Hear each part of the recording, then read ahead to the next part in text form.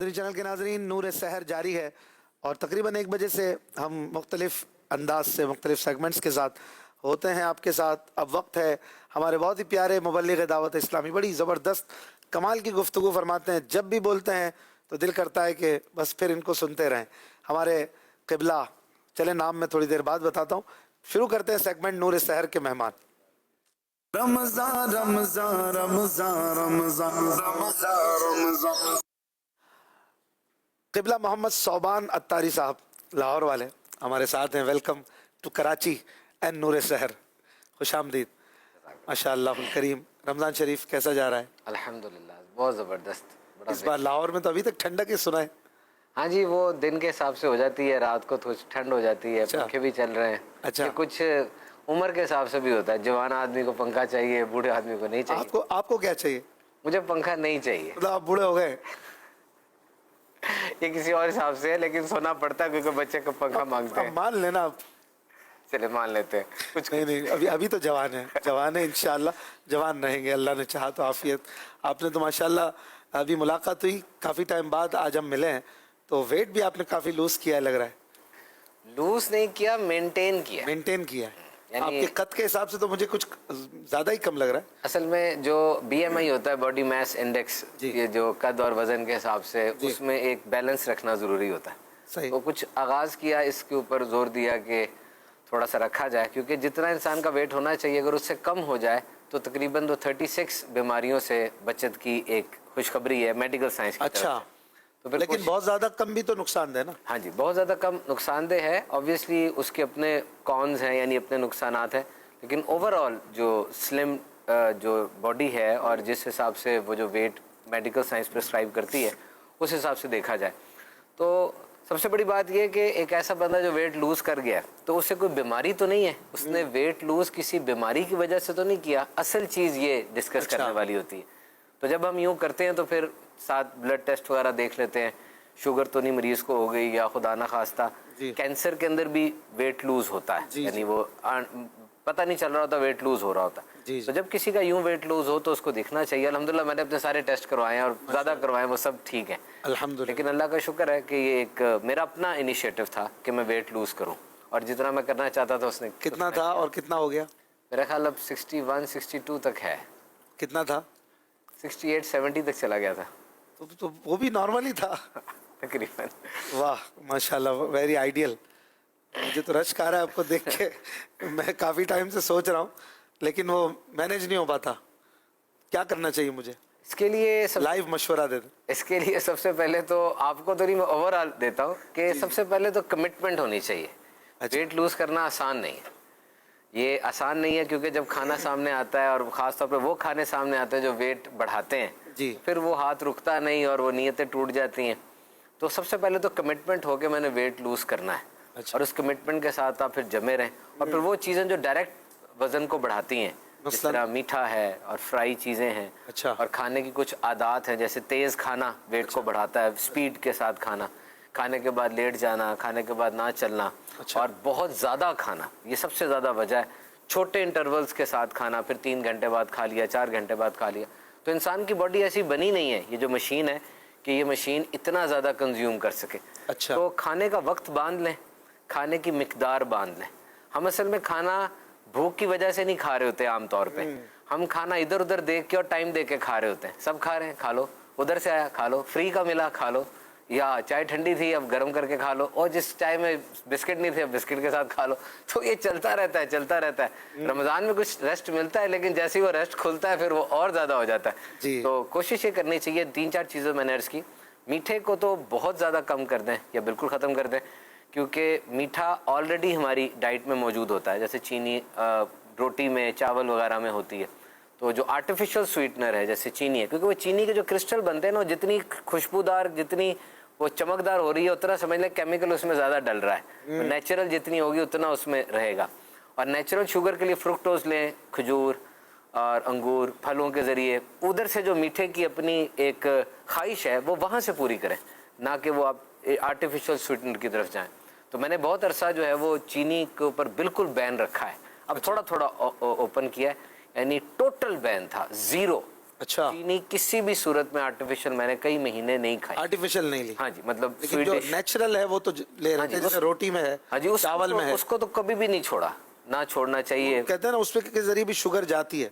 हाँ जी, शुगर जाती है, वो फिर मुतलका जो मरीज है वो अपने डॉक्टर से मशवरा कर ले, क्योंकि इसको शुगर नहीं है, हाँ जी उसके लिए तो के लिए तो ये कोई प्रॉब्लम नहीं है। प्रॉब्लम वो अगर आर्टिफिशियल छोड़ दे और नेचुरल रोटी चावल वाली लेता रहे तो उसको कोई हाँ जी प्रॉब्लम उसको कोई प्रॉब्लम नहीं हो सकती। हाँ, बस बाकी है कि दुनिया के जो मीठे तरीन खाने हैं उसमें दो हैं, एक अंगूर और एक खजूर। इसको एक आम है, इसके अंदर बहुत ज़्यादा शुगर होती है, उसको हिसाब से देखना चाहिए। बाकी ये है कि जो खाने की हैबिट्स है ना इशफाक भाई, उसको मैनेज करना चाहिए। फॉर एग्जाम्पल खाना तेज़ ना खाएं और नवाले छोटे लें, और खाने के मतलब एक तय कर लें कि ये नवाला मेरा आखिरी होगा, ये बड़ा ज़रूरी है। अब जब आपने तय कर लिया ना तो उस नवाले के बाद अब आपने नहीं खाना, कम से कम 2-3 घंटे तक का गैप दीजिए, उसके बाद थोड़ा सा गैप दें, थोड़ा भूख को महसूस करें, और उस दौरान अगर लगती भी है भूख तो ड्राई फ्रूट या नेचुरल फ्रूट या वेजिटेबल्स, कच्ची वेजिटेबल्स, उसके ज़रिए भूख को आप ख़त्म करें। तो जिस तरह एक समोसा है ये 250 कैलोरीज का होता है, अब 3500 कैलोरीज एक मर्द को चाहिए, 2500 कैलोरीज एक औरत को चाहिए दिन में। अच्छा। अब वो 250 का बताएं एक समोसा तो खाया नहीं जाता, फिर ज़्यादा बंदा खा लेता है, तो कोटा तो पूरा कर लिया उसने 2-4 में ही। अब वो बाकी चीज़ें फिर वो बोझ ही बनेंगी फिर। तो जितना वजन बढ़ता जाता है फिर ओवरऑल इम्पैक्ट फिर वो अजीब सा होता है। कॉस्मेटिक रीज़न भी होती है कि बंदा खुद फील कर रहा होता है पेट है या इस तरह, और थोड़ा सा फील कर रहा होता है मुलाकात में भी, और फिर वो बीमारियों का खदशा बढ़ जाता है। ओबेसिटी और ओवरवेट दोनों डिफरेंट है। ओवरवेट मतलब थोड़ा वजन ज़्यादा, ओबेसिटी मतलब बहुत ज़्यादा हो गया, ख़तरनाक लिमिट में चला गया वो। तो ओबेसिटी जो है ख़ास तौर पे जो पेट की चर्बी है ये ख़तरनाक तरीन होती है। विसरल फैट होती है, यानी आपके जिगर, आपकी किडनी के गिर्द वो ख़तरनाक किस्म की चर्बी इकट्ठी होती चली जाती है, जो कि इन ऑर्गन्स की जो परफॉर्मेंस है उसको मुतासर करती चली जाती है। तो इंसान इन चीज़ों को सोचे समझने की कोशिश करे, वो थोड़ा लाइट लाइफ भी लाइट रहती है। मेरे वालिद साहब एक बार ट्रैवल में थे, सफ़र कर रहे थे, और उनको एक साहब मिले, उन्होंने कहा कि आप बर्गर खाइए। उन्होंने मेरे वालिद साहब इस तरह की चीज़ें नहीं खाते, बहुत सादा और खाने में बहुत मोहतात हैं। जैसे आप मेंटेन रखते हैं ना, वो भी बड़ा मेंटेन रखते हैं माशाल्लाह। तो वो आ रहे थे गालिबन फैसलाबाद से कराची आ रहे थे ट्रेन में, तो किसी साहब ने कोई मिल गया मोहब्बत वाला, तो बर्गर खिला का नहीं मैं बचता हूँ, नहीं खाता। कहा हज़रत कुछ भी खाने का जो है ना मिले खा लें, बस उसके बाद ग्रीन टी पी लिया करें, वो मसला हल हो जाएगा। तो वालिद साहब ने मुझे हंसते हुए घर पे आकर बताया कि साहब मिले थे, कहा कुछ भी दुनिया की चीज़ खाएं, बस उसके ऊपर ग्रीन टी पी लें तो उसके सारे नुकसानात ख़त्म हो जाएंगे। क्या ये बात सही है? देखिए इसमें एक चीज़ तो ये है कि जिस बंदे ने जो समझ लिया ना, यानी जो वो परसीव कर रहा है, जो उसकी सोच है जी, उसका उस पर इम्पैक्ट तो बहुत होगा। जिस तरह मैं मीठा नहीं खाता ना, अच्छा, अब मैं थोड़ा सा भी खा लूँगा ना तो मेरा उस मीठे का मेरी ज़ात पे असर बहुत होगा, क्योंकि मैं समझता हूँ जो प्लेसिबो कहते हैं, ये प्लेसिबो इफेक्ट, बिल्कुल ज़बरदस्त के प्लेसिबो इफेक्ट है कि आपने जो परसीव किया हुआ है ना वो अब हो सकता है कि उस बंदे ने जो ग्रीन टी को इतना बढ़ा दिया हुआ है ना, वो तो फायदा हो रहा होगा, उसको तो फायदा हो रहा होगा कि यार बाकी मैं पीता। लेकिन जनरली क्या कहते हैं, जनरली ऑब्वियसली कैलोरीज है। अब वो जो बर्गर है, और जारी बात है एक जिस तरह आपके वाले साहब 40 से तो ऊपर ही होंगे, तो अब देखें 60 से भी ऊपर है, तो 40 इयर्स के बाद आमतौर पे कहा जाता है कि कोई नई डाइट ट्राई ना करें। जिस डाइट का आपको एक इशू है, आप नहीं पीते रहे, बहुत खाते रहे, अब एकदम से आप करेंगे तो आपका माइंड एक्सेप्ट नहीं करेगा, पेट एक्सेप्ट कर जाएगा। अच्छा। अब देखें ना, एक ही खाना कई लोग खा रहे होते हैं, तो वो खाना खा के कुछ का पेट खराब होता है, कुछ का नहीं होता।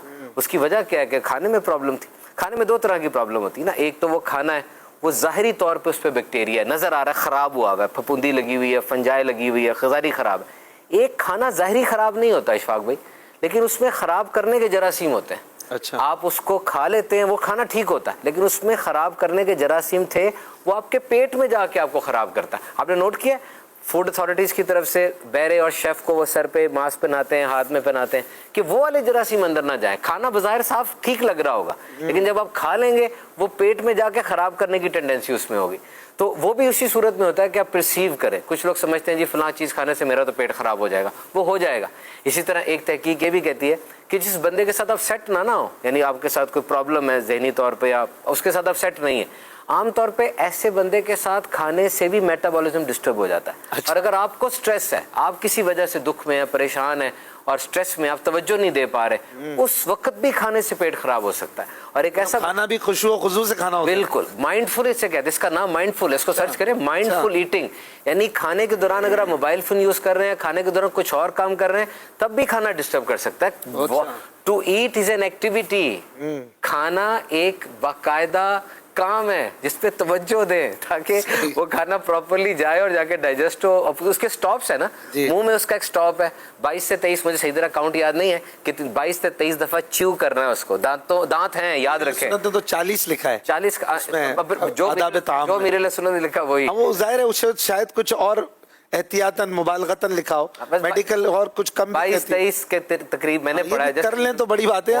5-6 میں ہی سموسہ اندر, تو 4 میں تو کباب اندر, تو وہ تو پھر وہ گنے کا رس تو نکلا ہی نہیں نا, ایسے ہی نکالنا ہے نا رس, ایسے ہی پھر اس کو فائدہ دے گا. تھوک سے ملانا اس کو, جی یعنی اس کے ساتھ سلائیوا اس کو کوٹ کر کے پھر لے کے جائے. یعنی پہلا اس کا بریک ڈاؤن منہ میں سلائیوا سے ہوگا, اس کے بعد اس کا منہ میں سٹے ہے, پھر اس کا سانس یہ کھانے کی نالی میں سٹے ہے. اچھا یہاں پر سٹے ایسا نہیں ہے کہ شوقی میں نے کھایا تو وہ دھڑم کر کے گر گیا, ایسا نہیں کہ میں نے کھایا تو یہ پہ بالکل کوئی بچے کی گھیسی بنی ہوئی ہے سلائڈ سے گر گیا. یہ پہ پیریسٹالسس موومنٹ ہوتی ہے. آپ گیلا تولیہ لیں, اس کو یوں باندھ دیں, پھر کھولے تو آہستہ آہستہ کھلتے ہیں نا بل اس کے, اس طرح یہاں پر وہ کھانا یوں جاتا ہے, آہستہ آہستہ رول ہو کے جاتا ہے. یہ میکینیکل موومنٹ ہے. پھر یہاں سے ہو کے وہ پیٹ میں جائے گا. پیٹ میں کیمیکل بھی ہے, میکینیکل بھی, یعنی پیٹ کھانا لے کے چرننگ کرتا ہے, موو بھی کرتا ہے, اور اس میں کیمیکلز بھی نکلتے ہیں. پیٹ میں اس نے خاص عرصے تک رہنا ہے, کیمیکلز ملیں گے, وہ ڈائجسٹ ہوگا, پھر وہ آخر میں جائے گا اسمال انٹسٹین میں, چھوٹی آنت پہ. اب یہ دروازے بھی لگے ہوئے ہیں, یہاں کارڈک سفنکٹر ہے, جب کھانا بدلتا ہے وہ دروازہ کھلتا ہے باقاعدہ, پیٹ میں جاتا ہے. پھر پیٹ کے آگے دروازہ لگا ہوا ہے, وہ چھوٹی انٹسٹین میں جاتا ہے. اب چھوٹی آنت کے اندر اصل ڈائجیشن ہوتی ہے, اصل ہضم وہاں ہوتا ہے. جو کہتے ہیں نا پیٹ خراب ہوا ہے, وہ مینلی وہ ہے. پھر اسمال انٹسٹائن میں اس کا ایک ٹائم ہے, پھر وہ لارج انٹسٹائن میں جائے گا, پھر جسم سے نکل جائے گا. اب انسان سوچے کہ یہ کیسی زبردست سائنس ہے, جو آپ نے ایک دانہ بھی کھایا وہ ایک پورے پروسیس سے ہو کے جا رہا ہے. اتنا بڑا برگر جو ہے وہ بھی پورے پروسیس سے ہو کے جائے گا, اور جو چیزیں اس نے دینی ہے وہ دے گا. تو کم از کم 40 سال کے بعد اپنی صحت کا خیال رکھیں. کھانے میں احتیاط اہم ترین ہے, اور رمضان تو کھانے میں احتیاط سے کھاتا ہے میں نا. اور اگر وہ کھانے میں احتیاط جو سارا دن ہم نے کی اور اس کے بعد پھر وہ احتیاط چھوڑ دی. مثلا میں ایک بندے سے ملتا ہوں, وہ کہتا ہے جی ابھی افطاری کی اس نے, پھر کہتا کھانا لائیں. میں نے کہا وہ کیا تھا, کہتا وہ تو افطاری تھی, اب کھانا کھائیں. اب افطاری کے کھانا کھایا, کھانے کے بعد پھر رات کو نکل گیا. کہا یار ابھی تو آپ نے کھانا کھایا تھا. کہا تو سارا دن بھوکے بھی تو رہے تھے, اور کل بھوکا رہنا بھی ہے ابھی, تو پھر ایک کھانا کھایا. اب جب یہ کوٹ چلتے جائیں گے نا, لیئرز چڑھتی جائیں گی, تو پھر وہ ڈیزائربل ویٹ لاس نہیں ہوگا, انڈیزائربل ویٹ گین ہو جائے گا. عام طور پہ رمضان میں لوگوں کے ویٹ گین ہوتے ہیں, یعنی زیادہ تر یہ مشاہدہ یہ رہا ہے, ویٹ بڑھ جاتے ہیں اور ویٹ بڑھ جاتا ہے. حالانکہ ایسا ہونا نہیں چاہیے. میں نے ایک ریسرچ پڑھی تھی کہ Muslim fasting is the surest way to shell out excessive fats. کہ اسلام کا جو طریقہ ہے فاسٹنگ کا, روزے کا, بالکل ابسٹین ہے نا, بالکل کچھ نہیں کھانا پینا, یہ انڈیزائربل یعنی گندی فیٹس کو دور کرنے کا بہترین طریقہ ہے. تو افطار کے وقت جو اہم ترین ٹائم ہے, یہ سیکوینس بنا لیں, یعنی سیکوینس بنا لیں کیا کام کب کرنا ہے. وہ افطار میں پتہ کچھ نہیں چل رہا ہوتا, لگتا ہے ایمرجنسی لگ گئی, بس ڈبکی لگا دیں وہ دہی بلے کے پلیٹ کے اندر اور سب کچھ کھا جائیں, کچھ رہ نہ جائے. تو حساب لگائیں, پہلے کیا کرنا ہے, دعا پڑھنی ہے, کھجور کھانا ہے, پانی, پھر نماز کی تیاری. اسٹیپ بنا لیں, اس اسٹیپ کو کوپ اپ کریں, اور پھر ایک دفعہ کہہ دے کہ نہیں. اصل میں اشفاق بھائی کھانے کو نا انجوائمنٹ کا ذریعہ نہیں بننا چاہیے. اچھا ہماری تو ساری انجوائمنٹ ہی یہ ہوتی ہے نا, یہ مشکل. چلو بھائی برتھ ڈے ہے, کھانا کھلاؤ, بھائی پاس ہو گئے ٹریٹ دے دو, جاب لگ گئی تو چلے گئے کہیں کڑھائی کھانے کے لیے. تو ہمارا تو ہم اپنی قوم میں دیکھیں زیادہ تر آپ کو انجوائمنٹ میں مین فیکٹر یہ کھانے کا نہیں نظر آتا. مطلب حالانکہ شاید دوسرے ممالک میں اور بھی کچھ سلسلے ہوتے ہیں, بعض تو ناجائز کام ہے ان کی طرف تو ظاہر ہے جانا ہی نہیں چاہیے, لیکن کوئی ایسی ایکٹیویٹیز نہیں ہوتی کہ چلو آج آپ کی جاب لگی, ہم 2 گھنٹے کی واک کرتے ہیں بیچ میں, کتاب پڑھ لیتے ہیں, کتاب پڑھتے ہیں, تو یہ نہیں ہوتا ہے. لیکن ہم دیکھتے ہیں بھائی کھانا, اور شاید یہ دنیا بھر میں ہے کہ خوشی میں کھانا ہوتا ہے, کھانا سورس آف انجوائمنٹ ہے. ہاں لیکن آپ کہہ رہے ہیں ہونا نہیں چاہیے, ہونا نہیں چاہیے. اس یہ نہیں ہے کہ پھر وہ ایکسیسو ہو جاتا ہے. عالمی قانون بدلے گا پھر. اصل میں اس میں ایسا ہے کہ چلے اس میں یوں ریلیکسیشن کا رکھ دیتے ہیں کہ اس کو بڑھایا نہ جائے, یعنی ہر دفعہ نہ رکھا جائے, حد میں رکھیں, بیلنس رکھیں. اور جب بھی آپ کھائیں تو اگر آپ کا اپنا ایک رول ہوگا نا لائف کا, آپ کی اپنی ایک باؤنڈری بنی ہوگی. جس طرح آپ نے اپنے والد صاحب کی بات کی, آپ کے والد صاحب ایسے مواقع پر بھی اوور ایٹنگ یا जंक फूड नहीं खाते होंगे ना, सवाल ही लेकिन अब शादी है आमतौर पे वही, या कोई ट्रीट है या कोई बर्थडे है घर में भी, उनका एक अपना हिसाब है ना, लिमिटेड ले लेंगे अब हमारी दिलजोई के लिए। हाँ बिल्कुल, यही मैं कहने लगा था कि ऐसे में एक आर्ट होता है कि आप ना थोड़ा थोड़ा खाते रहते हैं, लोग समझते हैं चल रहा है काम, लेकिन आप अपने हिसाब से अपना कोटा पूरा कर रहे होते हैं। तो अगर आप जाती तौर पे इस चीज को अब्सटेन करेंगे ना, देखिए ओवर ईटिंग जो है ये तो बहुत बड़ा किलर हो सकता है। एक दफा एक डॉक्टर साहब थे हमारे, वो डायबिटीज की कॉन्फ्रेंस में गए थे, वो खुद डॉक्टर, उनको पता है शुगर जो हो रही है क्यों हो रही है। तो मेरी बात हुई कॉन्फ्रेंस के दौरान, मैंने कहा डॉक्टर साहब क्या मुझे नसीहत करेंगे आप? उनका बस यही रिप्लाई आता जा रहा था, don't over eat, don't over ईट। मैंने कहा डॉक्टर साहब आप शुगर की कॉन्फ्रेंस में हैं तो आप मुझे शुगर से मना करें या कुछ ऐसे खाने से? कहते वो अलग चीज है, शुगर से शुगर नहीं होती, ओवर ईटिंग से शुगर होती। मैंने कहा अच्छा? कहते हाँ, शुगर से शुगर होना ये मिसकंसेप्शन है, ओवरऑल बहुत सी चीजें हैं, फिर आप उसको इग्नोर कर देते हैं, आप सिर्फ शुगर पे तवज्जो दे देते हैं और बाकी को इग्नोर कर देते हैं। पेट भर के दबा के खा रहे हैं, बस मीठा नहीं ले रहे, मीठा नहीं ले रहे, वो भी शुगर बढ़ रही है। कहते ओवर ईटिंग ना करें, बस ओवर ईटिंग ना करें। जब भूख बाकी हो आप फौरन खाना छोड़ दें, और नबी पाक का फरमान 1/3 का फार्मूला है ना, 1/3 का फार्मूला ऑफ 1/3, एक्सीलेंट फार्मूला। एक को हवा से भरे यानी खाली छोड़ दें, एक पे पानी रखें और एक को खाने से भरे, और खाने में भी एहतियात करें कि आप क्या खा रहे हैं। तो अपनी बाउंड्री बनाएं, यकीन करें जो आता है जो चाहता है आपको दिखा देता है, जो चाहता है उठा के जहां चाहे ले जाता है, जो चाहता है जो खिला देता है। हम ये कर रहे हैं। हर मुल्क की एक सल्तनत होती है और उस सल्तनत को अगर कोई ओवरराइड करे तो उसके ऊपर प्रॉब्लम होती है। आपका जिस्म भी आपकी सल्तनत है, वाह वाह, आपने इसके बॉर्डर का ख्याल रखना है। कोई आता है आपसे पूछे बगैर या आपसे पूछ के बॉर्डर में घुस जाता है, वो समझ रहा है मैं जब कॉल करूंगा आप उठा लेंगे। क्यों? आप क्यों उठाते हैं? उसे पता होना चाहिए ये हर वक्त की कॉल अटेंड नहीं होती, इस टाइम पे ये पढ़ रहा होता है, इस टाइम पर ये खाता है, इसके अलावा नहीं खाता, ये चीजें ये खाता है, फला फला चीज नहीं देखता। जब आप इस तरह के प्रिंसिपल्ड आदमी बनेंगे ना, तो सबसे पहले आपकी लाइफ में कटिंग होगी। कुछ लोग चले जाएंगे, वो आपके इस वर्जन को एक्सेप्ट नहीं करेंगे और समझ लें वो टाइम वेस्टर्स थे, वो आपका टाइम वेस्ट करने वाले थे, वो आपकी लाइफ से निकलते जाएंगे, चले जाएंगे। अब एक फिल्टर धुला धुलाया आपका कंपनी रह जाएगी, आपके दोस्त रह जाएंगे, आपके फेसबुक के पेजेस रह जाएंगे। अब जब इस तरह की लाइफ आपकी होगी ना, प्रिंसिपल डिसिप्लिन लाइफ होगी, तब आपको लाइफ का भी मजा आएगा। याद रखिएगा इशफाक भाई, डोपामीन एक केमिकल है जो रिलीज होता है, इंसान को सेटिस्फाई करता है। जब आप खुश होते हैं ना, ये होता है। और डोपामीन के बारे में मैंने पढ़ा है, सबसे बेहतरीन रिलीज हो पता कब होता है? जब आपकी लाइफ प्रिडिक्टेबल होती है। अभी आप यहाँ बैठे हैं ना, आपको पता है आपने कल क्या करना है, सुबह 9 से 11, 11 से 12, 2 से 4, 4, पता है आपको? बस जिस बंदे को शेड्यूल का पता है ना अपने, वो बंदा खुश है। अच्छा, क्योंकि उसको सामने क्लियर है ना सारा कुछ। और जिस बंदे को अपने शेड्यूल का क्लियर नहीं है कि पता नहीं मैंने क्या करना है, वो झुंझलाया हुआ है, वो परेशान है, क्योंकि उसके सामने क्लियर नहीं है, फॉग है, धुंध है, वो लाइफ नहीं है, फॉग है, वो कैसे जाएगा, क्या नजर आएगा? तो अपनी लाइफ को प्रेडिक्टेबल करें, अपनी लाइफ को पता रखें कि मैंने कल क्या करना है, परसों क्या करना है, और फिर मैंने लाइफ में क्या करना है, लाइफ क्यों मिली हुई है मुझे, मेरा क्या पर्पस है। वो पर्पस फिर आपको खींचता है अपनी तरफ, जर्नी का पता चलता है, रास्ते क्लियर होते हैं, हर्डल्स आते हैं आप उन्हें हटाते हैं, एडजस्टमेंट्स करते हैं, फेलियर होती है आप उसको सक्सेस में बदलते हैं। तो अपना पर्पस क्लियर करें और साथ अपनी बाउंड्री को मजबूत करें। जिस तरह मैंने कहा, क्या खाना है, कब खाना है, कितना खाना है, इसको रखें, ऑटोमेटिकली बाकी बातें हल होती जाती हैं। माशाल्लाह। हम तो बचपन से और वैसे नॉर्मली शुरू करते हैं, आज कहीं और से शुरू हो गया, लेकिन बड़ा मज़े की बातें हुई माशाल्लाह। कईयों के लिए उम्मीद है इसमें मुफीद ये सेगमेंट रहा होगा।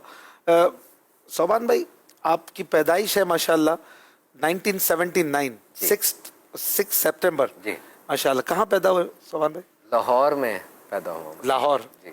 और अभी भी लाहौर में ही? हाँ जी, लाहौर का रिहायशी मैं लाहौर ही रहता हूँ। अभी भी जहाँ जहाँ कराची से होके आ रहा हूँ, तकरीबन 70% की राय यही थी कि कराची का ही है। फिर उनको बताया जाता है कि मैं लाहौर से हूँ, लाहौर से आया हूँ।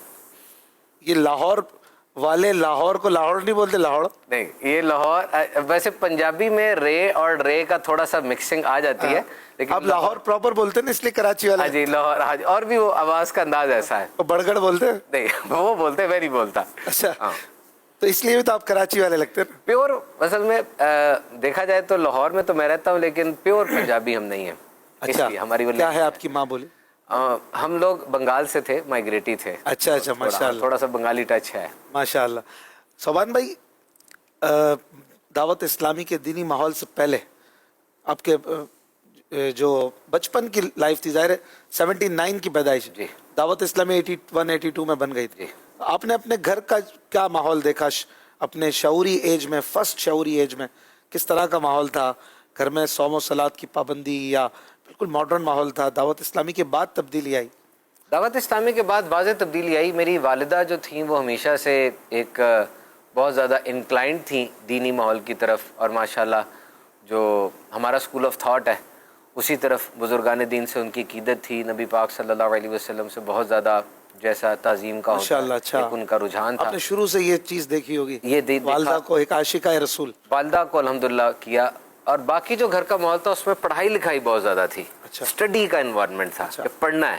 اس چیز کا بڑا پریشر رہا ہے ہمیشہ سے کہ پڑھنا ہے, جو ہے نا اسٹڈی, یہ بہت امپورٹنٹ ہے. ہاں اسٹڈی کرنا ہے اور اچھے ادارے میں جانا ہے, اور ساتھ کوئی ایکسٹرا کریکولر ایکٹیویٹی رکھنی ہے جو کہ ڈیولپ, یعنی اوور آل پرسنالٹی ڈیولپمنٹ کے ایلیمنٹس میرے ارلیئر ماحول میں تھے کہ اسپورٹس بھی کرنی ہے تو ساتھ اور بھی ڈبیٹنگ بھی کرنی ہے, اچھے ادارے کے لیے کوشش کرنی ہے. ڈھیروں ٹیوشنز لگی ہوئی تھی. مجھے یاد ہے پڑھاتے تھے, پڑھتا تھا. یہ پڑھنے والی ایج ہے, بالکل ارلی ایج ہے. 3 ٹیچرز آتے تھے. مجھے یاد ہے اس وقت میں ہمیں انگریزی الگ سے پڑھانے کے لیے ایک ٹیچر آتے تھے, جبکہ یہ سوچ بھی نہیں تھی کہ بچپن میں لینگویج کا کوئی ٹیچر ہوگا. اس وقت تو اتنا وہ بالکل کریز نہیں تھا. آج کل ایک بن گیا ہے, آج کل بن گیا. تو وہ بھی پڑھا. پھر اچھے جو دنیاوی طور پہ اچھے تعلیمی ادارے تھے لاہور میں, ہر جگہ پہ ٹاپ کرتا چلا گیا میں. کالج میں ٹاپ کیا, یونیورسٹی میں ٹاپ کیا. کئی گیمز ایسی میں نے کھیلی جو کہ نیشنل لیول تک کھیلی ہیں گیمز. اسپورٹس کا شوق تھا؟ اسپورٹس تھا, مطلب وہی ماحول ایسا تھا نا. کون سا اسپورٹس کھیلا؟ میں باسکٹ بال کھیلی, سوئمنگ کی, اور یہ میں نے پروونس لیول تک کی, کلب لیول تک کھیلا. اور پھر ڈبیٹنگ میں کرکٹ وغیرہ نہیں کھیلا؟ کرکٹ نہیں کھیلا. تو ہمارے یہاں تو بس 1-2 کھیل زیادہ وہ نظر آتے ہیں. مطلب ماحول ایسا تھا کہ یہی ایسی گیمز ہم کھیلتے تھے. ٹائم کنزیومنگ نہیں ہے, اس طرح کر کے سارا کچھ. پھر اس کے بعد ڈبیٹنگ میں, یعنی تقریر وغیرہ کے اندر کالج میں, ایسے رائٹنگ میں, وہ ہر کام کیا, کرتے چلے گئے. پھر سی اے میں جب میں تھا, چارٹرڈ اکاؤنٹنسی میں, تو پھر الحمدللہ دعوت اسلامی کا دینی ماحول ملا. تب آپ کو جا کے ملا؟ ہاں جی, کافی بہت بعد میں. کون سے سن؟ یہ مجھے یاد نہیں ہے, 2001-2-3 کا واقعہ شاید ہی ہوگا. اچھا. اور یہ دعوت اسلامی میرے میں بڑی آہستہ آہستہ پینیٹریٹ ہوئی ہے, یہ ایک دم والا کام نہیں ہوا. نہیں, بالکل آہستہ آہستہ. کون اس کا سبب بنا آپ کو قریب کرنے والا؟ کوئی سب سے پہلا آپ کا ہمدرد؟ اماں جی. اچھا, والدہ نے؟ ہاں, بس امی, جو امی کا کردار ہوتا ہے نا اشفاق بھائی, امی ابو کا, وہ نا بیک سٹیج ہوتا ہے. لیکن اس ایج میں آپ 25 آلموسٹ ہو رہے تھے. ہاں جی, تب اتنا کردار ہر کسی کی لائف میں نہیں ہوتا نا. 25 تو نہیں کہیں گے, 18, 19, 20, 21 کہیں گے, اس طرح. ہاں تقریباً اتنا. چلیں ٹھیک. تو اس پہ انہوں نے کیا کیا, امی نے وہ نظام ایسا بنا دیا کہ رستے ایسے بنائے کہ یہ چل کے وہاں آ جائے. جیسے ہمارے قاری صاحب تھے, وہ مین انسٹرومنٹل بنے, انہوں نے ہمیں سمجھایا تو ہم نہیں سمجھے, انہوں نے ہمیں بتایا ہم نے نہیں سنا, انہوں نے ہمیں بہت کہا کہ یہ اچھا ماحول ہے, ہم نے چیک کیا, انالیسس کیا, امیر علیہ سنت کی ذات کا بتایا تو ہم نے پڑھا. کیونکہ مجھے بک ریڈنگ کا ہمیشہ سے بہت شوق رہا ہے. اتنے رسالے پڑھے, کوئی کتاب نہیں چھوڑی, پاکستان کی تاریخ ہو, ورلڈ کی کوئی تحریک ہو اس کا, اور پھر لوگوں کو بہت پڑھا ہے, یعنی مختلف ثقافتوں کے تاریخ دانوں کو, سائنس دانوں کو بہت پڑھتا تھا میں. سارا دن پڑھتا. ماحول سے پہلے بھی؟ ہاں جی, 18 گھنٹے پڑھتا رہتا تھا, بہت پڑھتا تھا. اب جب پڑھا بہت زیادہ, تو جب امیر علیہ سنت کی ذات سامنے آئی تو پھر ان کو سب سے پہلے میں نے ایز اے لیڈر لیا تھا کہ ہی از اے لیڈر, یہ ایک چیز کو لیڈ کر رہے ہیں. حتیٰ کہ کراچی بھی آئے تو لیڈر کے طور پہ میں نے ان کو پرسیو کیا. مطلب وہ پیر اور اسپرچول اسپیکٹ کو نہیں دیکھا کہ یار جتنے لیڈرز کو میں نے پہلے پڑھا, کیونکہ انسان جب بھی اشفاق بھائی کسی کو دیکھتا ہے نا تو فوراً ریفرنس لیتا ہے کہ پہلے اس جیسی کیا چیز تھی. نیا موبائل فون آیا تو پچھلے موبائل فون میں کیا کیا تھا کمپیئر کرتا ہے. یہ انسان کا ہے, وہ ریفرنس لیتا ہے. کوئی واقعہ ہو جائے تو یہی دیکھا ہے ایسا واقعہ پہلے کہاں ہوا تھا. تو جب یہ ہستی سامنے آئی تو میں نے دیکھا پہلی ہستیاں کون سی میں نے دیکھی, تو بہت سو کو پڑھا تھا. تو پھر کمپیریزن ہوتا رہا, دیکھتے رہے, لائف میں ہلکا ہلکا چینج آتا رہا. پھر اس چینج نے مزہ دیا. جب آپ کو مزہ آنے لگے تو پھر آپ اس چیز میں آگے بڑھتے ہیں. داڑھی نہیں تھی؟ داڑھی شروع میں نہیں تھی, پھر دعوت اسلامی کے ماحول میں یہ آ کے آئی ماشاءاللہ. اور پھر اس کے بعد پھر وہ اسٹڈی کی روٹین چینج ہوئی. وہ ایک ریسرچ کا ہمیشہ سے شوق تھا, وہ دین میں آ گیا کہ پھر ادھر ریسرچ کا شوق بڑھنا شروع ہوا. پھر آگے سے آگے چلتے چلے گئے, امیر علیہ سنت نے تھام لیا. دینی کتابیں بھی پڑھنے کا شوق بڑھا؟ ہاں جی, آبویسلی شروع میں جب وہ ایک سائنٹیفک ریسرچ تھی اور ساتھ یہ دنیاوی کتابیں بہت زیادہ پڑھتے تھے, تو پھر یہ ہوا کہ جس چیز کو میں اپنا رہا ہوں یہ کیا ہے, اس کا پتہ کیسے چلے گا. 2 ہی طریقے ہوتے ہیں لرننگ کے, کہ آپ کسی انسان سے سیکھتے ہیں, کتاب سے سیکھتے ہیں. تو پھر کچھ کورسز کیے, اپنے طور پہ دیکھا اور پھر کتابیں پڑھی، بالخصوص جس طرح امیر اہل سنت امام غزالی کا ارشاد فرماتے ہیں ان کو پڑھا، قرآن مجید کی تفسیر پڑھنا شروع کی، سیرت کا مطالعہ بہت زیادہ پھر کیا، کیونکہ نبی پاک صلی اللہ تعالیٰ علیہ وسلم کی سیرت سے جو باتیں سیکھیں پھر اس کو سائنس سے میں ایکویٹ کرتا تھا، ہر چیز کی ایک لاجک دیکھتا تھا، کمپنی ایسی بنائی، دوست ایسے رکھے، اساتذہ ایسے ڈھونڈے، آٹومیٹکلی وہ پھر فلٹر ہو کے چیزیں آ جاتی ہیں جو میرا ایک اپنا رجحان تھا۔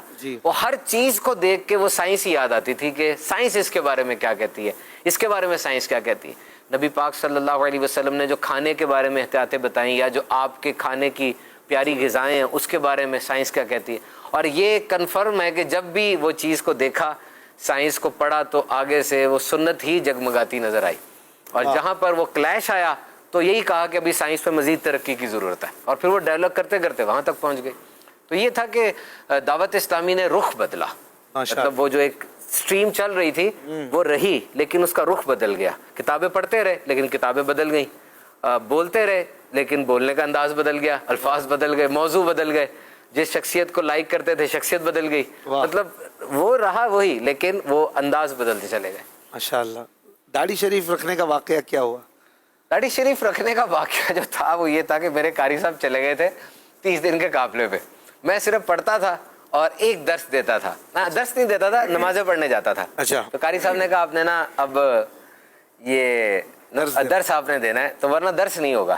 اچھا۔ یہ لاس تھا کیونکہ وہ درس مجھے اچھا لگتا تھا کہ مسجد میں درس دیا جائے، میرے نزدیک یہ اچھا کام تھا، ویری گڈ، اور تو اب وہ اچھا کام نہیں ہوگا تو یہ مجھے اچھا نہیں لگا۔ میں نے کہا قاری صاحب میں درس کیسے دے سکتا ہوں؟ کہتے ہیں بڑا کچھ کر سکتے ہیں، دیں۔ میں نے حافظ شاہد صاحب ان کا نام تھا، ماشاءاللہ بھی دعوت اسلامی کی ذمہ داری پر ہیں، تو وہاں پر میں جا کر درس دینا شروع کیا۔ اب جب درس دیا تو پھر وہ درس دینے جیسا حلیہ بھی ہونا چاہیے، مطلب ہم انسان اڈیپٹیبل ہیں اشفاق بھائی، ہم نا اڈیپٹ کرتے ہیں، اڈیپٹ سے مراد کے جیسا ماحول ہو ہم ویسے بن جاتے ہیں۔ عام طور پہ شادیوں پہ جاتے ہیں نا تو شادی جیسے بن جاتے ہیں، ہم جب یونیورسٹی جاتے ہیں تو یونیورسٹی والے بن جاتے ہیں، ہم جب کاروبار میں جاتے ہیں کاروبار بن جاتے ہیں، اور جمعے میں جاتے ہیں تو جمعے والے بن جاتے ہیں، یعنی ہم چینج ہوتے ہیں۔ تو میرا بھی یہ تھا کہ جیسا میں وہ کام کر رہا ہوں ویسا لگوں بھی، تو داڑھی بڑھنا شروع ہو گئی۔ تو میری والدہ نے پھر کہا کہ یہ بہت اچھی لگ رہی ہے، میں نے بھی نوٹ کیا اچھی لگ رہی تھی مجھے بھی، تو پھر وہ اس طرح سے بڑھ گئی اور پھر وہ پوری ہو گئی۔ الحمدللہ۔ مرید امیر علیہ سنت کے کب ہوئے، کیسے ہوئے؟ میرا خیال میں دعوت اسلامی جوائن کرنے کے 1-2 سال کے بعد، اور آئی تھنک یہ میں پشاور اجتماع میں ہوا تھا یا ملتان اجتماع میں ہوا تھا، وہاں جب وہ یہ سلسلہ ہوا تو مجھے فوراً سمجھایا ساتھ میرے جو افراد تھے کہ یہ بہت اچھا اپرچونٹی ہے، اور اس میں مطلب وہی نا کہ ایک بندہ ہوتا ہے اس کو قائل دلیل سے ہی کیا جائے گا، کچھ ایسے دماغ ہوتے ہیں، تو میں ان میں سے تھا۔ تو ہمارے جو قاری صاحب تھے جنہوں نے ہمیں دعوت اسلامی دی، ان کا یہ ایک بڑا زبردست پہلو تھا، اور یہ میں سارے مبلغین کو جو پریچرز ہیں جو دین کا کام کرنا چاہتے ہیں ان کو بھی یہ عرض کروں گا کہ آپ دیکھیں کہ جس بندے پہ آپ کام کرنا چاہ رہے ہیں تو وہ کس چینل سے اس پہ کام کیا جا سکتا ہے۔ کبھی کبھار اس انسان کی اپنی ریکوائرمنٹ ہوتی ہے، وہ آپ کے ساتھ اٹیچ ہے ٹھیک ہے، لیکن وہ فریکوینسی مل نہیں رہی، اور ریڈیو پہ چینل تب لگے گا جب فریکوینسی مل جائے گی، وہ ایکسیپٹنس بورڈ میں آ جائے گا۔ تو ہمارے قاری صاحب نے دیکھا کہ یہ کیا چیز ہے تو اس کو اسی کے سپورٹ کریں جس کی یہ بات مانے گا۔ تو اس دور میں یونیورسٹی کے کچھ دوست تھے، وہ دعوت اسلامی کے معاملے پہلے سے آ چکے تھے، تو وہ ہماری زبان میں بات کرتے تھے، انہوں نے مجھے سمجھایا تھا کہ اس کے مرید ہونے کے نا یہ فوائد ہیں۔ اچھا۔ اور میں نے جو کوشچن ان سے کیے اس کے جواب بھی انہوں نے اچھے دیے، اور جو بیسک چیز مجھے یاد ہے جو مرید ہونے میں آئی تھی وہ ایمان کی حفاظت تھی۔ صحیح۔ مجھے یہ کہا گیا تھا کہ every person is suppose to protect his treasures, آپ کے خزانے جو بھی آپ کے پاس ہیں اس کی حفاظت آپ کی اولین ذمہ داری ہے، اور وہ خزانے مثال کے طور پہ بھی پتہ چل جائے کہ کراچی میں بائکس اٹھائی جا رہی ہیں تو آپ اپنی بائک کو مزید سیکیور کریں گے، لاک لگائیں گے۔ گھروں کے اندر ڈاکے پڑ رہے ہیں تو آپ CCTV کیمرہ لگائیں گے، گارڈ رکھیں گے۔ تو جو بھی خزانہ آپ کا ہے وہ آپ نے بچانا ہے، اور یہ آپ کی اولین ذمہ داری ہے بطور مرد۔ تو جو کچھ بھی آپ کی چیز ہے، آپ کا گھڑی، آپ کا ویلٹ ہے، آپ کا پرس ہے، آپ کی گاڑی، آپ نے بچانا، آپ کی فیملی ہے، آپ کی جاب ہے، آپ نے بچانا ہے۔ تو پھر اس نے مجھے کہا کہ آپ کے تمام خزانوں میں، تمام انویسٹمنٹس میں سب سے بڑا خزانہ ایمان ہے، اور اس کو بچانے کے لیے جو مختلف طریقے ہیں اس میں ایک بہترین طریقہ یہ مرید بننا ہے۔ اب مرید کس کا بننا ہے پھر اس نے سارا بتایا کہ ان میں کیا شرائط ہونی چاہیے، یعنی ایک پوری الیبوریٹ اس نے مجھے بتائی۔ پھر اس کے بعد جا کے مجھے یاد ہے پشاور اجتماع تھا یا ملتان اجتماع تھا, اس میں پھر میں مرید ہوا تھا امیر اہل سنت کا. کئی لوگوں کو ویسے یہ اسپریچل کنیکٹیوٹی سمجھ نہیں آتی, آپ کیا کہتے ہیں روحانی تعلق کے بارے میں؟ ایک سادہ اور عام ذہن کو کیسے یہ بات سمجھائی جائے کہ اسپریچل کنیکٹیوٹی بھی کوئی چیز ہے اصل میں جیسے آپ نے محسوس کی اور آپ ماشاءاللہ اب اس کا فائدہ بھی اٹھا رہے ہیں؟ اصل میں مینٹورشپ بڑی ضروری ہے, ہر کام کے لیے مینٹورشپ ضروری ہے, استاد ہونا ہر جگہ پہ ضروری ہے, یہ ایک اہم ترین بات ہے. دیکھیں اشفاق بھائی, اگر یہ کمرہ ہے اور اس کمرے کے اندر میں سب سے سمارٹ ہوں, یعنی میں سب سے ذہین ہوں, لوگ مجھ سے رجوع کرتے ہیں اپنے مسائل کے لیے اور میں ہی سمجھاتا ہوں, تو وہ کمرہ میرے لیے نہیں ہے. سب کے لیے تو ہے, سب کو تو فائدہ ہو رہا ہے, مجھے تو فائدہ نہیں نہ ہو رہا, میں تو وہیں پر ہوں, لوگوں کو مجھ سے فائدہ ہو رہا ہے. میں اس کمرے میں جاؤں جہاں مجھ سے بھی اوپر کوئی لوگ ہیں تاکہ میں ان سے سیکھوں. اب اس کمرے میں بھی جب سب سے بڑا ہو جاؤں گا تو میں وہاں جاؤں جہاں مجھ سے بھی اوپر کچھ لوگ ہیں. تو آپ کی ترقی تب ہوتی ہے جب آپ کا ہر کام میں کوئی مینٹور ہوتا ہے, آپ کا کوئی استاد ہوتا ہے. اور یہ چیز پروو ہے, آپ نے نوٹ کیا ہوگا مختلف قسم کی چیزیں ہیں, مختلف قسم کے کھیل بالخصوص ایسے ہیں جس میں وہ لوگ اپنا کوچ رکھتے ہیں, حالانکہ اس بندے سے بڑھ کر اس فیلڈ میں کوئی نہیں ہوگا, وہ دنیا کے اندر نمبر 1 کہا جا رہا ہوگا اس کو, لیکن اس کا کوچ ضرور ہوگا. کیوں ضرور ہوگا؟ اور وہ خود پیسے دیتا ہے اس کو. کیوں؟ صرف ایک لفظ کے لیے, اور وہ کیا ہے؟ ٹریننگ. یہ لفظ بڑا ضروری ہے. آپ کا ٹرینر کوئی ہونا چاہیے ہر فیلڈ میں, اور ٹرینر اگر نہیں ہوگا آپ کی ڈیولپمنٹ رکی ہوئی ہے, آپ کی ترقی نہیں ہوئی, آپ کی شخصیت سازی رکی ہوئی ہے. آپ کا کوئی استاد ضرور. اچھا میٹرک والا جو آپ کا استاد تھا, عزت آپ نے کرنی ہے, لیکن میٹرک کے بعد ہو سکتا ہے وہ آپ کو نفع اب نہ پہنچائے کیونکہ اب آپ اوپر آ گئے. جی. اگر نفع ہوتا ہو سکتا ہے وہ بھی اوپر چلے جاتے. تو جب دینی معاملات کو آپ دیکھیں گے, روحانی کنیکشنز کو آپ دیکھیں گے, آپ کی جو ایتھکس ہے, جیسی تربیت آپ کی ہے کہ آپ نے زبان کی احتیاط کرنی ہے, آپ نے اپنی دینی معاملات کو پروگریس کرنا ہے, تو اس میں آپ کا منٹور کون ہے, اس میں کون ہے جو آپ کو گائیڈ کرے گا؟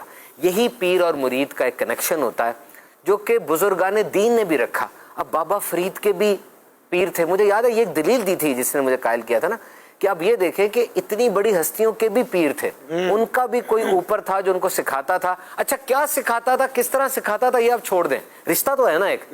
اور یہ جو چیز ہوتی ہے یہ میٹافورکلی بھی ہوتی ہے, یعنی سکھانے کے لیے صرف الفاظ کی ضرورت نہیں ہوتی. ایک بندے نے مجھ سے سوال کیا کہ میں ٹیچر ہوں, مجھے ایک نصیحت کریں کہ ٹیچنگ کے شعبے میں استاد اور طالب العلم کے اس ریلیشن میں سب سے اہم چیز کیا ہو سکتی ہے؟ میں نے کہا ادب.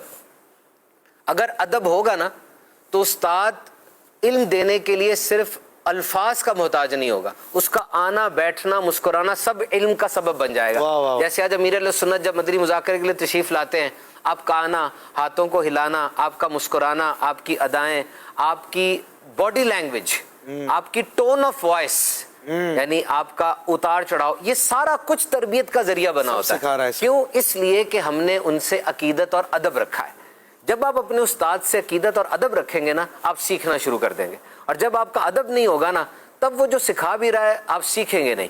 تو یہ چیز ہوتی ہے کہ جس وقت آپ کسی بزرگ سے عقیدت رکھتے ہیں, اب وہ بزرگ آپ کو نوازتے ہیں.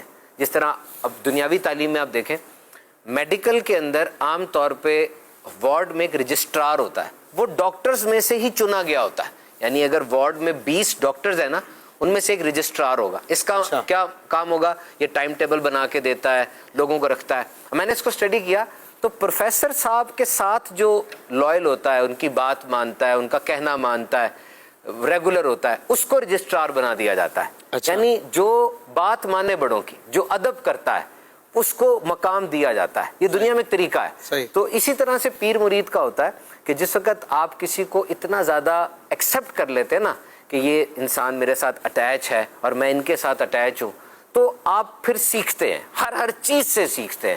تو آپ ایک دفعہ کر کے دیکھیں گے, اور اسپریچول کانٹیکٹ کو بالکل بھی انڈرمائن نہ کریں. یہ انتہائی اہم ترین چیز ہے. انسان صرف جسم نہیں ہے بلکہ اس میں ایک روح بھی ہے. اور اگر آپ صرف جسم کے آرام کا, جسم کی خوراک کا, جسم کی ہنسی کا ہی خیال کریں گے اور روحانی ریکوائرمنٹ کو بھول جائیں گے کہ روح کی ضروریات کیا ہیں, تو یاد رکھیں چور دروازے سے ٹینشن, انگزائٹی, ڈپریشن گھس جائے گی. یہ روح کی چیخ ہوتی ہے جو آپ نے سنی نہیں تھی. آپ غلط کام کر رہے تھے, روح نے ہلکی سی چیخ ماری, آپ نے نہیں سنی. پھر وہ بڑی چیخ جو ہوتی ہے نا, وہ آپ کو پھر دوائیوں پہ لاتی ہے اور پھر دماغ خراب ہو جاتا ہے. क्या है ये चीजें, क्या है ये, क्यों डिप्रेशन बढ़ गया? जी जी। कराची के अंदर कराची के अंदर हर चौथे घर में नफसियाती मरीज का इंडिकेशन आ रही है। मैंने रिसर्च पढ़ी है ये। अच्छा। हर चौथे घर में कोई ना कोई इंडिकेशन आ रही है, मरीज नहीं मैं कह रहा, इंडिकेशन आ रही है। अगर 2 करोड़ घर हैं, अगर 1 करोड़ घर हैं तो ये 25 लाख हो गए। उनके अंदर कोई ना कोई बात आ रही है। नौजवानों के अंदर सबसे बड़ी बीमारी जो है वो नफसियाती आ रही है पूरी दुनिया में। नौजवानों में क्या वजह है? ये कोई तो चीज सेक्रीफाइस हो रही है ना, पहले तो इतनी नहीं थी। नफसियाती बीमारी से मुराद क्या पागलपन है? पागलपन तो एक्सट्रीम है। नफसियाती बीमारी तो से किसी को बोले ना आपको नफसियाती मसला है तो वो बुरा मान जाता है ना। कहना भी नहीं चाहिए इशफाक वो भाई, कहता है मैं पागल लगता हूँ तो कहना भी नहीं चाहिए।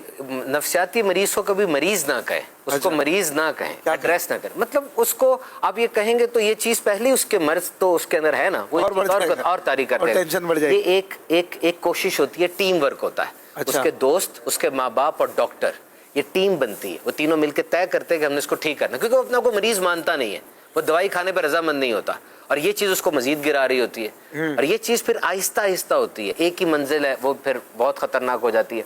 ये वजह यही है कि हमने रूह की रिक्वायरमेंट को छोड़ दिया। वो क्या है? वो है अल्लाह का जिक्र। अच्छा। वो है किसी तरीके से अपने आप को सुकून किस तरफ लाना है, दिलों का चैन अल्लाह के जिक्र में है। बेशक। हमने उस चीज से अपने आप को डिटैच किया। इंसान के जिस्म में 4 मेन केमिकल्स हैं, ठीक है, इसे डोज कहते हैं, DOSE। D for dopamine, O for oxytocin, S for serotonin और E फॉर एंडोर्फिन। ये अपने अपने लिहाज से निकलते हैं। डोपामीन मैंने आपको बताया कब निकलेगा, जिस वक्त आपकी लाइफ प्रेडिक्टेबल होगी। आपको पता है मैंने 5 डोपामीन मतलब आप खुश हैं। हाँ। डोपामीन आपका निकल रहा है, आप खुश हैं, और ये कब निकलता है? जब आपकी लाइफ प्रेडिक्टेबल है, आपका टाइम टेबल बना हुआ है। और जिंदगी का सबसे बेहतरीन टाइम टेबल 5 नमाजें। वाह वाह वाह। जिंदगी का सबसे बेहतरीन टाइम टेबल सहरी में खाना छोड़ देना, अफ्तारी में खाना खाना है। जिंदगी का बेहतरीन टाइम टेबल ये है कि मेरे हाथ में 100 रुपए आएगा और वो निसाब पूरा हो जाएगा, 2.5 रुपए मैंने देना है।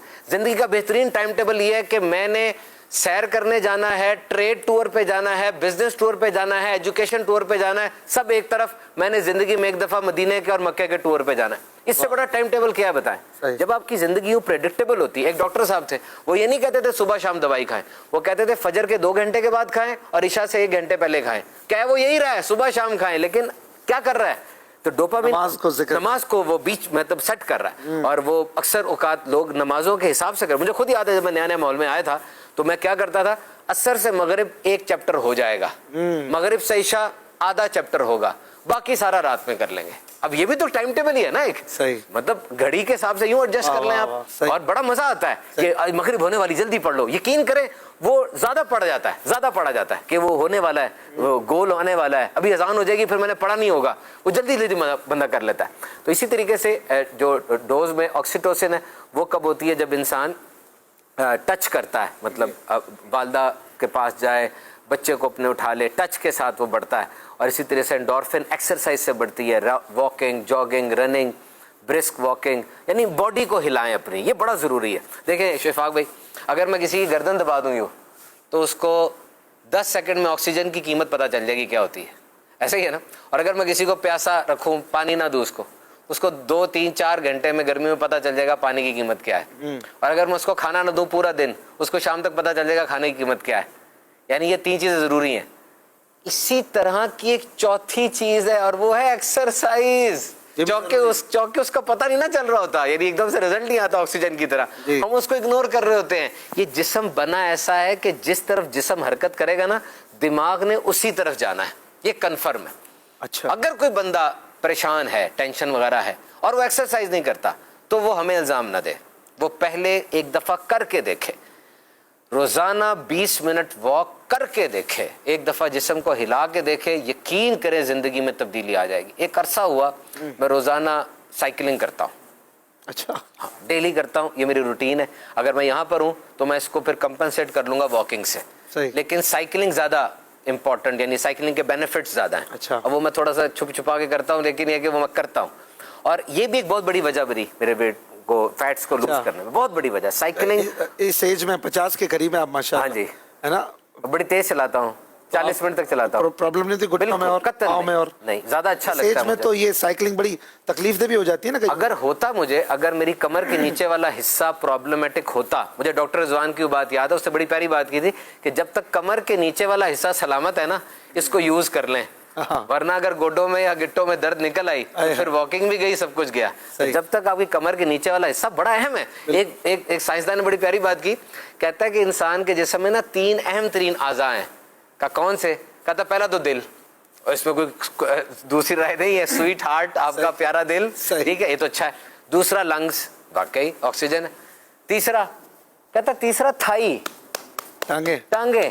اس نے کہا اچھا, آپ کو بھی حیرت ہوئی, مجھے بھی حیرت ہوئی کہ یار جسم کا بوجھ اٹھاتی ہے. آپ کا جگر بھی ہے, گردہ بھی ہے, آنکھیں بھی ہے. کہتا نہیں ٹانگیں. کہتا کیسے؟ کہتا بھائی یہ ٹانگیں نہیں ہوں گے تو دوستوں کے پاس کیسے جاؤ گے, یہ ٹانگیں نہیں ہوں گی تو ایکسرسائز کیسے کرو گے.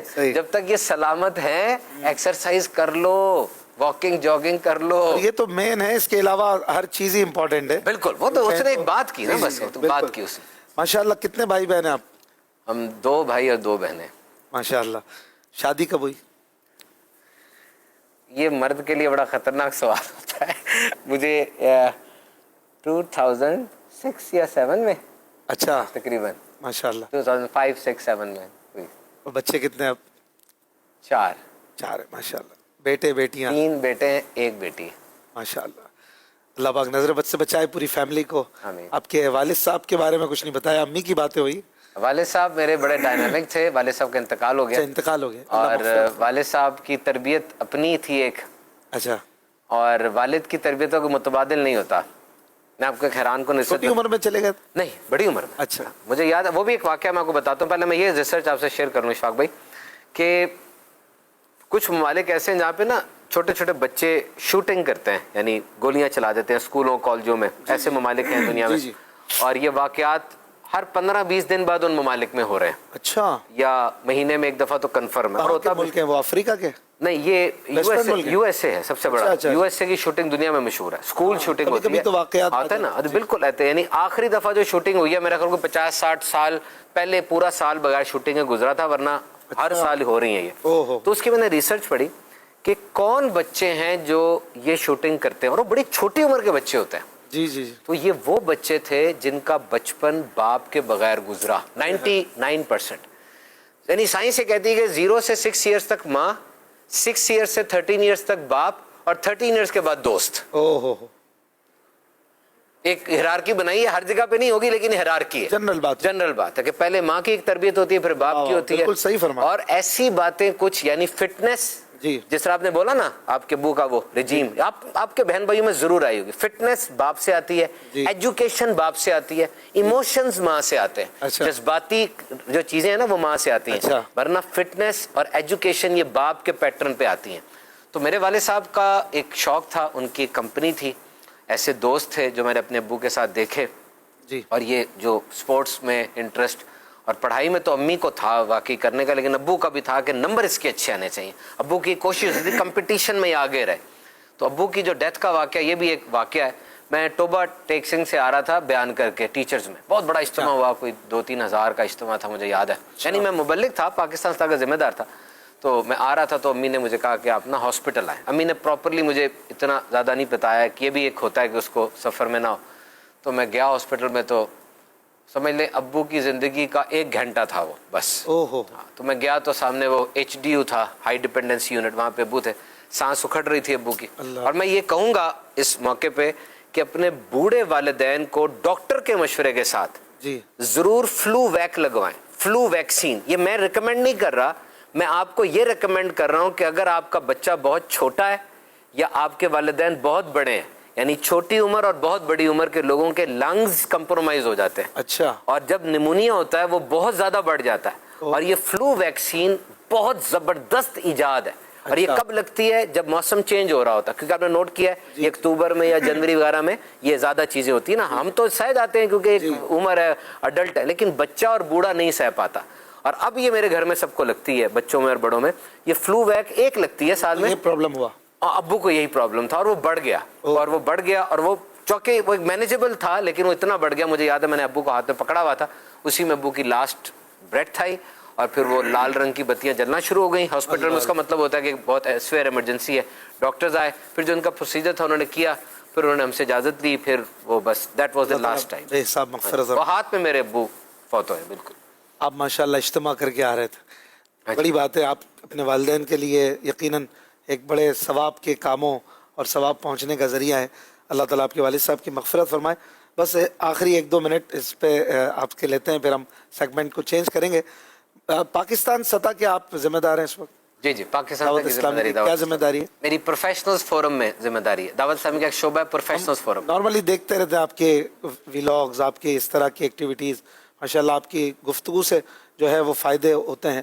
تو یہ اسپیکنگ آپ فرمانے شروع سے ہی ہم بہت شرمیلا تھا، میں بہت شرمیلا تھا. شروع سے اسپیچ نہیں کرتے تھے؟ میں نے اسکول دعوت اسلامی میں آنے کے بعد دعوت اسلامی میں آنے کے بعد کی، اور شرمیلا بہت تھا، مجھے ڈر لگتا تھا، اسٹیج فرائٹ تھا، پبلک اسپیکنگ سے ڈرتا تھا. مجھے تو یہی دعوت اسلامی میں آنے کے بعد آپ کا دل کھل گیا. ہاں جی بالکل، دعوت اسلامی کا اس کا تھا، اور ایک کوشش تھی، پھر اس کے بعد اس چیز کا فائدہ دیکھا، اور امی کی سپورٹ تھی، پھر آہستہ آہستہ ڈیبیٹنگ کمپٹیشنز، ڈیکلیمیشنز میں حصہ لیا. پھر اصل تو یہی چیز تھی کہ دعوت اسلامی میں آنے کے بعد جب اسٹیج ملا تو بس پھر میرے لیے سنت کا کرم تھا، خاص نظر تھی. آگے اللہ تعالیٰ آپ کو نظر بد سے بچائے. اب تو آپ جمعہ بھی پڑھاتے ہیں ماشاءاللہ، اور دینی کاموں میں اور آگے آگے جائیں. آپ کے گفتگو سے آپ کی لوگوں کو فائدہ ہو. حدیث پاک میں ہے نا کہ خیر الناس من ینفع الناس، لوگوں میں بہترین وہ ہے جو لوگوں کے لیے نفع بخش ہو. تو دعوت اسلامی کی یہ بھی ایک کوشش ہوتی ہے کہ ہر اسپیکٹ سے لوگوں کو نفع پہنچایا جائے. لیکن بہرحال جو بھی میڈیکلی باتیں ہوئی ہیں ان میں ضرور یہ بات ڈسکلیمر کے طور پر یاد رکھیں گے، کوئی بھی علاج، کوئی بھی دوا، کوئی ویکسین ڈاکٹر کے مشورے کے بغیر نہیں کرنی. آپ نے اپنے اسپیشلسٹ یا جو بھی آپ کے فیملی ڈاکٹر ان سے مشورہ کر کے ہی یہ بات، پریفریبل فیملی ڈاکٹر ہے کوئی بھی ڈاکٹر، یہ تو بالکل ضروری چیز ہے. کوئی بھی آپ کو کسی بھی طرح کی ایک گولی کا بھی مشورہ دے، ڈاکٹر سے مشورہ کر کے ہی اس کی ترکیب بنائی جائے. ایک بار پھر آپ کے لیے دعا گو، اللہ پاک آپ کو نظر بد سے بچائے. ابھی